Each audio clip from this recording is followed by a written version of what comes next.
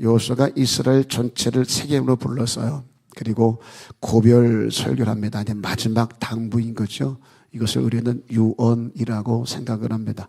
하나님 여호와만 섬기라. 오직 나와 내 집은 여호와를 섬기겠다. 먼저는 그 일을 위해서 해야 될 것이 있습니다. 내 의식을 바꿀 수 있어서야 돼요. 1절에 보면 여호수아가 이스라엘 모든 지파를 세겜에 모읍니다. 이스라엘 장로들과 그들의 수령들, 또 재판장들, 관리들을 불렀어요. 그런데 이렇게 표현합니다. 그들이 하나님 앞에 나와 선지라. 자, 여호수아가 이스라엘 모든 지파를 불렀어요. 그러면 부름을 받은 이스라엘이 그들을 부른 여호수아 앞에 서야 되지 않겠어요? 그러면 이렇게 표현해야 됩니다. 여호수아가 부름에 그들이 여호수아 앞에 나온지라 라고 표현을 해야 돼요. 그런데 성경은 이스라엘 모든 지파가 여호수아 앞에 나와 섰다 이렇게 말하지 않아요. 하나님 앞에 나와 섰다라고 말합니다. 직역을 하면 하나님 얼굴 앞에 그런 뜻이에요. 여호수아 4장 13절도 마찬가지입니다. 무장한 4만 명가량이 여호와 앞에서 건너가 싸우려고 여리고 평지에 이르렀다 그래서요. 홍해를 건널 때는 홍해바다가 양쪽으로 갈라져서 양쪽으로 벽이 만들어졌다라고 추정을 합니다. 한번 상상을 해보세요. 바다가 있어요. 바다를 갈라요. 있는 물을 옆으로 몰아갑니다. 마치 빗자루 쓸듯이 막 쓸어내요. 그러면 물이 양옆을 갈라져 벽을 만들어요. 상상하셨어요? 아니, 상상을 하라고. 설교를 제가 할 테니까 여러분 좀 상상을 하세요. 자, 물이 양옆으로 갈라져 벽을 만든 거예요. 이렇게 벽이 서 있어요. 그랬다고 해요. 예. 저도 보지 못해서 모르겠는데 많은 학자들이 이렇게 말을 하니까 벽이 만들어져서 이렇게 가운데 길이 생긴 거예요. 근데 이 요단은 흐르는 강물을 저 위에서 막아버렸어요. 그 물이 쌓이기 시작을 해요. 벽이 위쪽에 생긴 거예요. 여러분 댐 아시죠? 댐. 댐을 막아놓은 물이 쌓이지 않겠어요? 그런데 댐이 없어요. 그런데 벽이 만들어져서 내려오지 않고 물이 쌓이기 시작을 하는 거예요. 그래서 그 벽이 위에만 생겼어요. 상상하라 그랬잖아요. 이게 그림이 안 그려지면 제가 앞으로 하는 설교를 들을 수가 없어요. 최소한 이건 이해가 돼야 돼요. 홍해는 양옆에 벽이 쌓였어요. 그러다 보니 물 높이가 똑같아요. 그런데 이 요단은 저 위에서 흐르는 물을 막았기 때문에 계속 어떻게 해요? 물이 쌓이고 있어요. 자, 그 앞을 지나가는 거예요. 장관이지 않았겠어요? 그런데 또 한편으로는 지금 지나가고 있긴 한데 물이 계속 쌓이니까 두렵지 않았을까요? 저기 무너져 버리면 다 쓸릴 텐데. 또 경험이 있잖아요. 홍해를 건너왔을 때 우리 아버지가, 우리 할아버지가, 우리 어머니가, 우리 할머니가 얘기해 주는 걸 들으니 다 건너오니까 물이 덮쳐져서 애국 군대는 다 죽었다는데 혹시 이 벽이 무너지면 우리도 죽을 수 있지 않을까? 이런 두려움은 없었겠냐고요. 여하튼 그런 상황이었어요. 자, 이스라엘 지금 몸뚱아리가 어디 있어요? 요단이에요. 요단은 가나안 땅을 들어가는데 큰 장애물입니다. 내가 해결할 수 없는 그런 장애였어요. 지금 이스라엘은 거기 있어요. 근데 성경은 뭐라고 표현을 해요? 요단 앞이라 말하지 않아요. 여호와 앞이라고 얘기를 해요. 여호수아 6장 8절에 똑같습니다. 여호수아서 6장 8절에 보면 다 같이요 시작. 여호수아가 백성에게 이르기를 마침에 제사장 7은 양각 나팔 7을 잡고 여호와 앞에서 나아가며 나팔을 불고 여호와의 언약궤는 그 뒤를 따르며. 지금 이스라엘은 여리고성 앞에 있습니다. 그럼 어디서 나팔을 불어야 돼요? 여리고성 앞에서 나팔을 불며 그래야 되는데 보이지 않는 하나님을 얘기합니다. 하나님 앞에서 나팔을 분다라고 표현을 해요. 이 의식을 가지라는 거예요. 네가 어디 있든지 어떤 상황이든지 눈에 보이지 않는 여호와가 지금 여기 계시다. 내가 지금 그 앞에 있다. 이 의식을 가지라는 거예요. 이게 여호와만 섬기라예요. 정한 시간에 나와 예비하고 헌신하고 봉사하고 내가 필요할 때마다 주를 찾아 부르고 주님이 내게 응답하고, 이게 여호와 앞이 아니었는 거예요. 이게 신앙생활이 아니었는 거예요. 네가 어디에 있든지 무엇을 하든지 어떤 상황을 만나고 어떤 사람 만나든지 그 앞에 누가 있다, 하나님이 지금 계시다, 이 의식을 가져라는 거예요. 이게 여호와를 섬기는 모습이에요. 신약에도 나옵니다. 사도행전 4장 19절이요. 다 같이 시작. 베드로와 요한이 대답하여 이르되 하나님 앞에서 너희 말을 듣는 것이 하나님의 말씀을 듣는 것보다 옳은가 판단해 보라. 지금 베드로가 복음을 전하다가 끌려갔어요. 사내들인 공의회 앞에 섰습니다. 71명으로 구성되어 있어요. 그 사람들에게 채찍을 맞습니다. 그리고 협박을 당해요. 다시는 예수 이름을 말하지 마. 안 그러면 니들 큰일 날 줄 알아. 라고 협박을 했습니다. 그때 베드로가 대답한 게 이 말이에요. 하나님 앞에서 너희 말 듣는 것이 옳은가, 하나님 말씀 듣는 것이 옳은가 판단해 보라. 지금 베드로는 71명의 사내들인 공회원 앞에 있습니다. 그들은 예수님을 십자가에 내준 사람들이에요.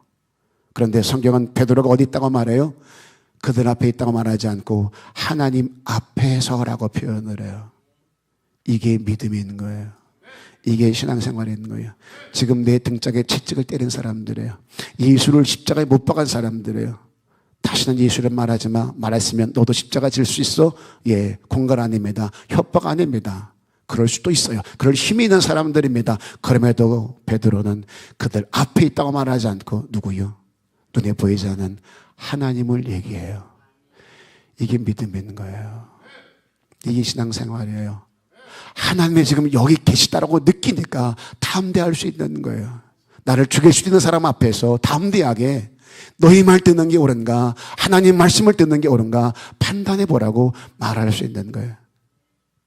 요셉이 뭐라 그래요? 지금 요셉은 자기를 유혹하는 보디발의 앞에 있습니다. 여러분, 이게 성경 속에 있는 이야기니까 그럴 수 있겠다 싶지만 여러분, 그게 쉽지가 않아요. 종이 안방 마녀께서 유혹을 합니다. 너 팔짱 꽂힐 수 있어. 이런 힘든 일 안 할 수도 있어. 너 사연 많더라. 들어보니까 너 많은 아픔들이 있더라. 그거 내가 해결해 줄 수 있어. 거절하기 힘들어요. 진짜예요. 길을 가다가 남편하고 아내하고 시장 같이 가다가 좀 나보다 좀 나은 젊은 이쁘고 아름다운 그런 아가씨가 지나가면 남자들 눈이 어떻게 돌아가요? 대놓고 돌리는 사람도 있는가 하면 아내가 무서우니까 눈알만 구린 사람 있잖아요. 이렇게 보고. 그러면 여자가 느껴 안 느껴요? 느끼잖아요. 우린 또 동물적인 감각이 뛰어나잖아요. 그러다 보니까 주방 와서 뭐라 그래요? 좋아? 이렇게 좋아? 따라가. 그럴 때 있잖아요. TV 보다가 아름다운 여인이 나와서 거기서 뭐 아름답게 연기를 하면 남자들이 일단 입을 벌리잖아요. 그리고 텔레비전 속에 들어갈 것처럼 눈이 막 쏠리도록 하지 않아요? 그 보면 선고사님 어때요? 에? 때리고 싶죠? 때린 적은 있어요? 있어요. 그래요. 그러니까 그래서 뭐라 그래요? 아주 기어 들어가라 들어가. 왜 들어가 살지 그러니? 아세요 여러분들? 그런 소리 듣는 우리들도 그러고 싶죠. 들어가고 싶죠. 들어갈 수만 있다면 들어가고 싶죠. 그럴 때가 있지 않겠어요? 요셉에게 보디발의 아내가 옷을 붙잡 나와 동침하자. 이게 쉽게 거절할 수 있는 그런 부분이 아니라는 얘기예요. 지금 요셉은 그 앞에 있어요. 아리따운 요셉의 아내 보디발의 아내에게 있습니다. 그런데 요셉이 지금 이렇게 말을 해요.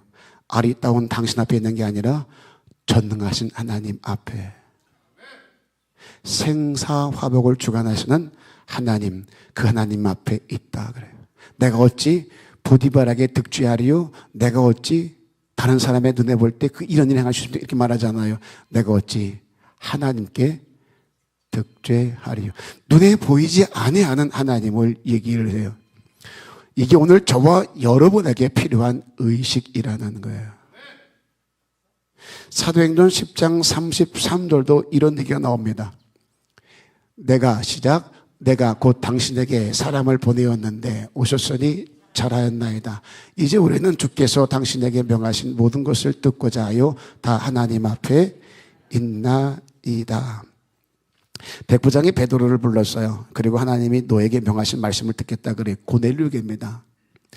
그러면서 한 말이 하나님 앞에 있나이다. 지금 고넬료가 사람을 보내어 베드로를 보냈고 베드로가 그 부름에 응답하여 고넬료 앞에 섰습니다. 그러면 당연히 내가 당신을 불렀어요. 당신 앞에 있으니 하나님 말씀 내게 들려줘요. 이렇게 말해야 되는데 고넬료가 이렇게 말해요.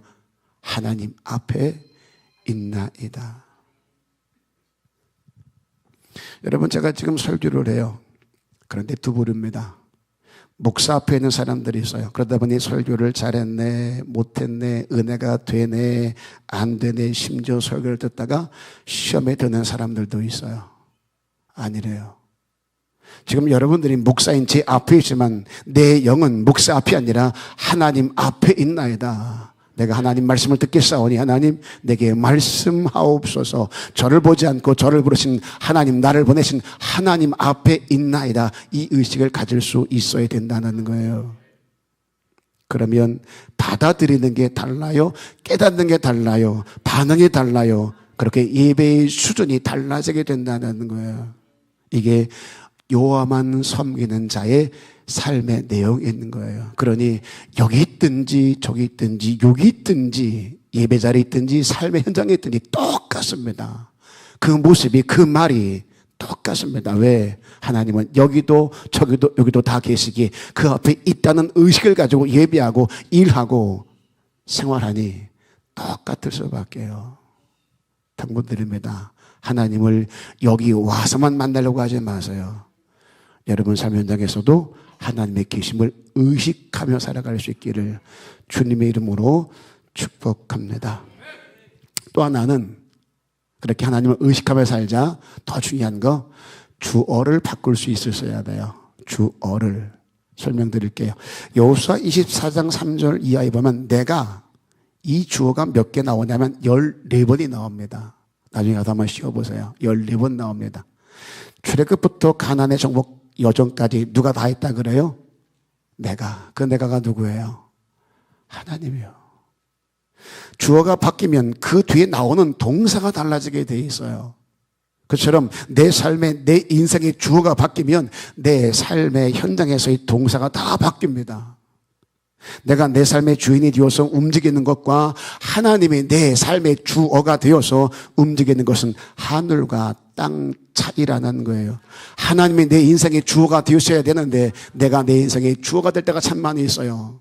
내 인생은 나의 것 아니요. 바꾸셔야 돼요. 내 인생은 주님의 것이에요. 홍해 앞에서 내가 내 힘과 방법으로 해결하려고 했다면 길을 쓰고 애를 쓰다가 결국 원망으로 끝났을 거예요. 그렇게 애굽의 칼에 다 쓰러졌을 거예요. 근데 주어가 바뀌어요. 하나님이 주어가 됩니다. 그랬더니 홍해가 갈라져요. 거기서 나는 살고 애굽의 군대는 거기서 다 죽고 망하게 되더라는 거죠. 이거예요. 주어가 바뀌니까 그 뒤에 일어나는 일들이 전부 달라집니다. 내가 주어가 됐을 때, 내가 뭔가 하려고 했을 때, 그러나 하나님이 뭔가 나를 위해 움직이실 때 전혀 달라요. 내 힘과 능으로 불가능했던 일들이 하나님의 능력과 힘으로 전부 해결이 되어지더라는 거예요. 권산기도할 때 말씀을 듣는 가운데 모든 결박들이 끊어지게 해달라고요. 모든 올목 꺾어지게 해달라고요. 모든 문제가 해결되게 해달라고요. 예, 내가 주어가 돼서 내가 힘써 살아갈 땐 문제만 생깁니다. 다툼만 일어납니다. 어려운 일, 묶인 일이 생깁니다. 그런데 그 말씀 듣는 가운데 주어가 바뀌기 시작해요.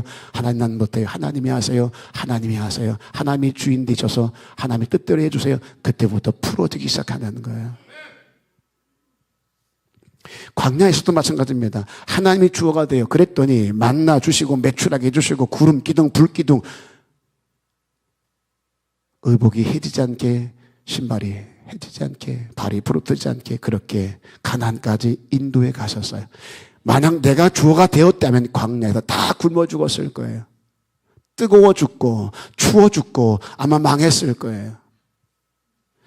여리고 성 앞에서 보세요. 내가 주어가 되었다면 성문 문짝 하나도 떼내지 못했을 겁니다.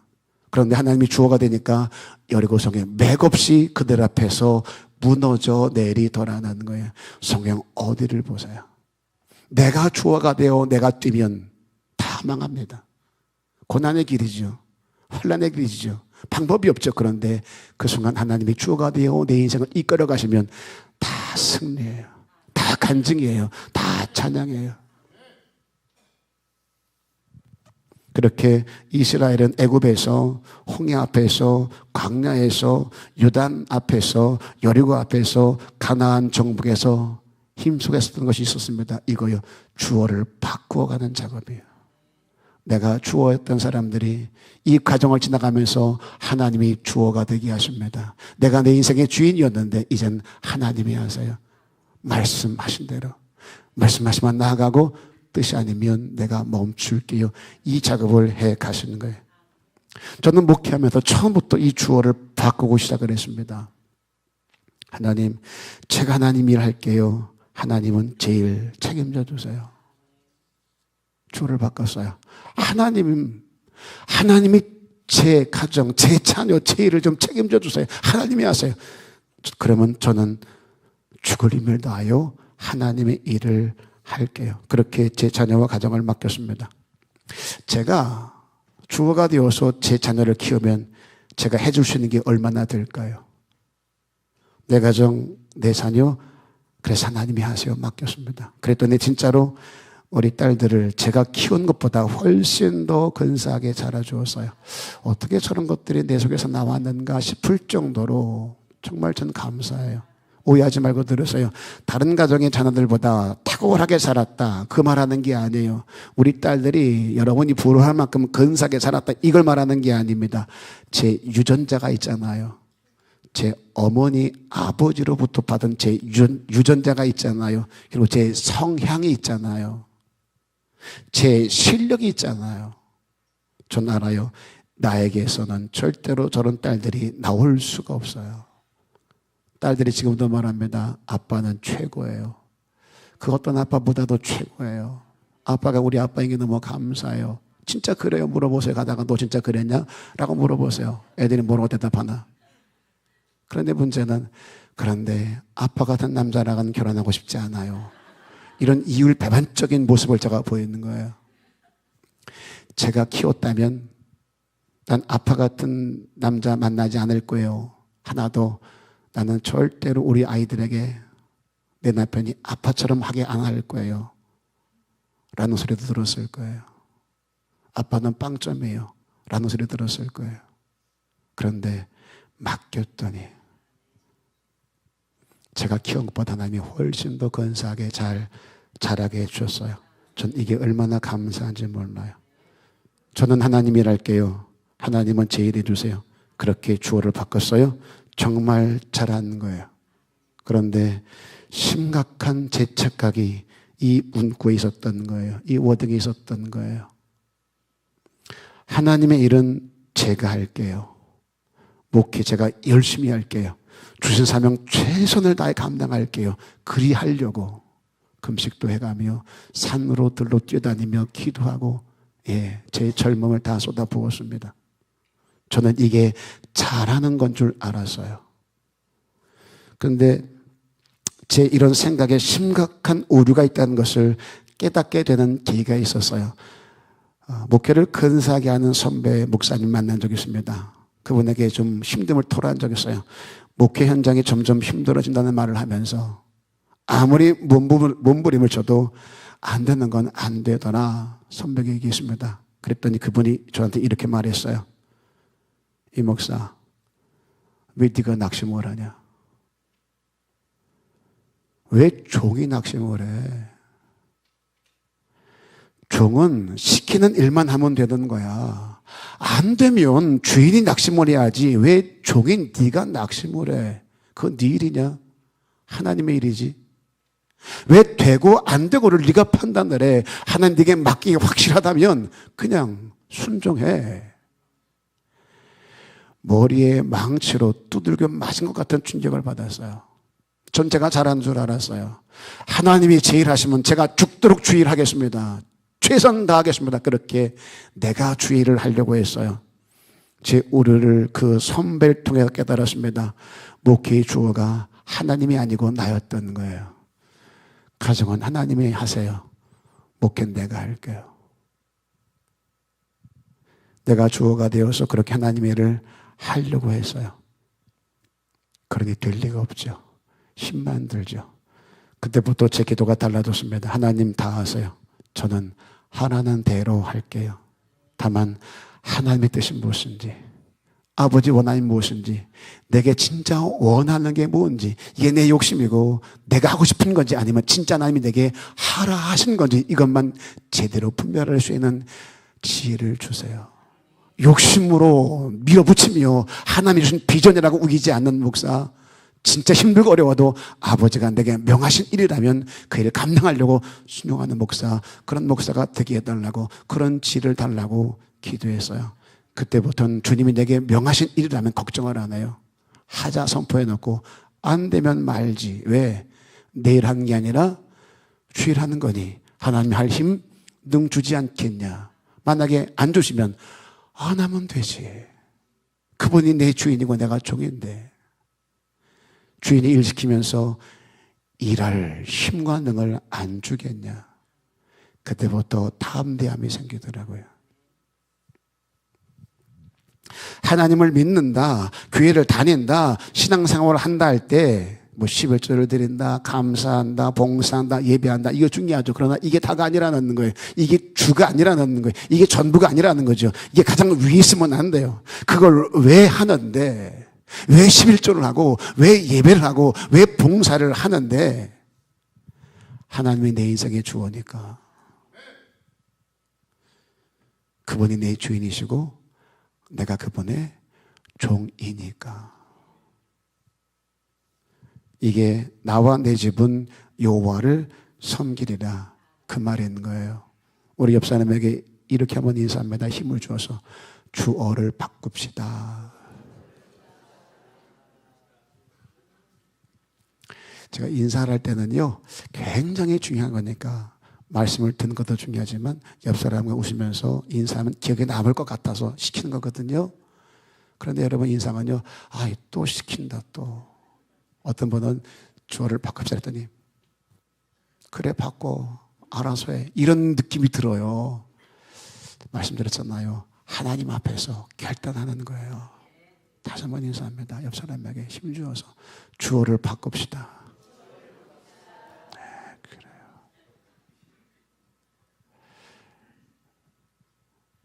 우리 이정재 성도님이 잘 모르죠. 온 지 얼마 안 됐으니까. 장례식장에서 만났어요. 근데 그런 말을 하더라고요. 찬양이 너무 좋대요. 그러면서 용필이 형 비슷하다고 얘기하더라고요. 저 용필이 형이 동네 형인 줄 알았어요. 노래를 좀 잘하는 형인가 보다 했어요. 그랬더니 그 가왕 조용필을 얘기하는 거더라고요. 감히 저를 조용필 형님하고 비교를 해서 비슷하다고 얘기를 해요. 미친 거지. 그러면서 너무 좋대요. 나갈 때마다 항상 이렇게 얘기하더라고요. 목사님 말씀 참 잘 들었습니다. 꼭 이렇게 예의 있게 인사하고 가세요. 한 번도 그런 적이 없어요. 말씀 잘 들었습니다 라고 하고 인사하고 가요.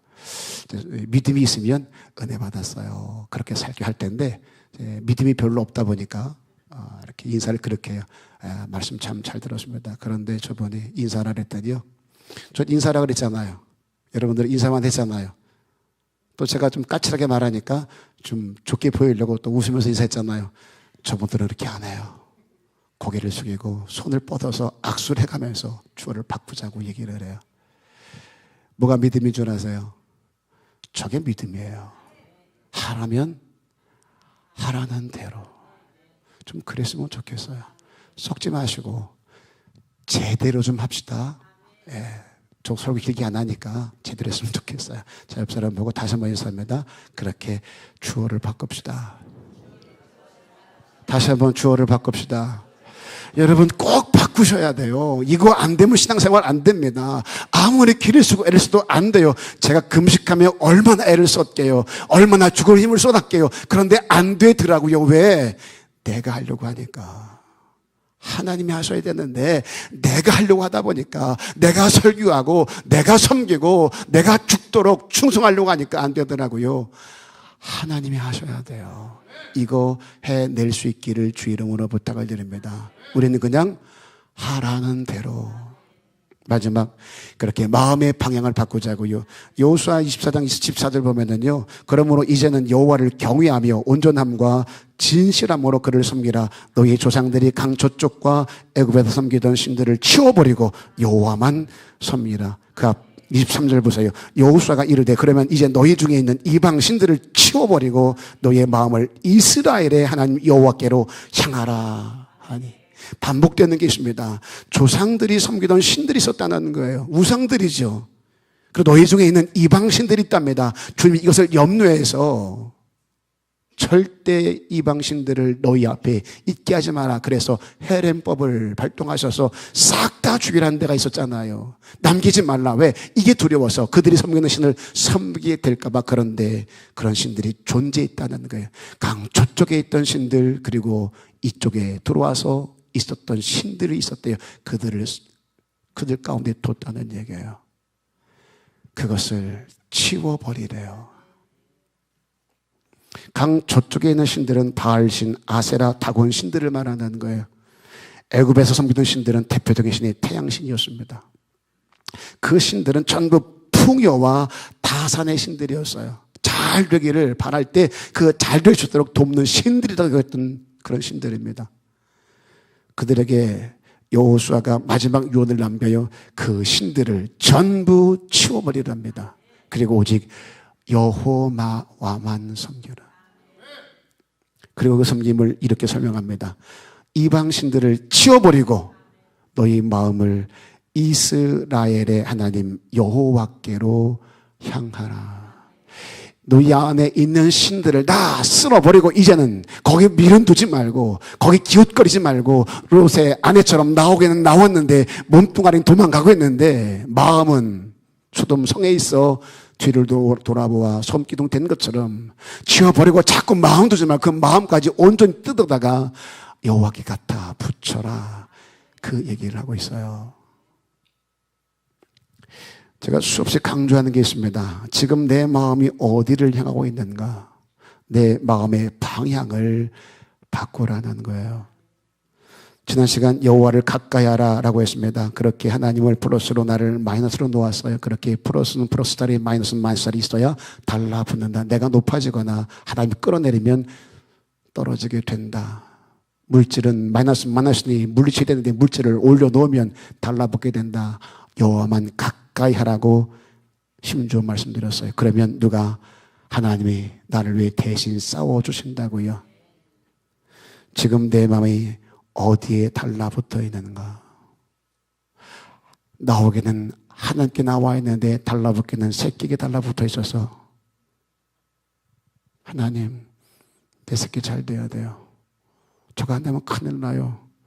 저거 안 되면 나 죽어요. 나 죽는 걸 안 보시려면 내 새끼 잘 되게 해주셔야 돼요. 빌긴 여호와께 비는데 마음은 여호와께 있는 게 아니라 자식에게 달라붙어 있는 사람들. 이 가게 망하면 큰일 나요. 나 끝나요. 나 살 수 없어요. 나 이거 끝나면 진짜입니다. 하나님 나 큰일 납니다. 이거 잘 되게 해주셔야 돼요. 나오기는 여호와 앞에 나와 있는데 마음, 내 생각은 가게에 달라붙어 있는 사람들, 직장에 달라붙어 있는 사람들 뜯어내라는 거예요. 여호와께 그 마음을 주래요. 그러면 내가 너를 위해 대신 싸워줄게. 네 자식 내가 책임진다. 네 직장, 네 사업장, 네 가게 내가 책임질게. 힘줘 말할 수 있어요. 이게 정답이에요. 하나님은 이렇게 인도해 가시고 이렇게 만들어 가실 거예요. 정리할게요. 하나님만 섬기라. 다 바꾸래요. 의식을 바꾸랍니다. 하나님 앞에서의 삶이 되게 하래요. 주어를 바꾸래요. 그래야 봉사가 바뀐답니다. 마지막 마음의 방향을 바꾸래요. 이방 신들을 다 치워버리랍니다. 엉뚱한 데 붙어있는 내 마음을 전부 뜯어내래요. 여호수아의 마지막 신앙 고백이에요. 저와 여러분의 고백이 되었으면 좋겠습니다. 오직 나와 내 집은 여호와만 섬기겠노라. 저와 여러분의 평생의 고백이 될 수 있기를 주님의 이름으로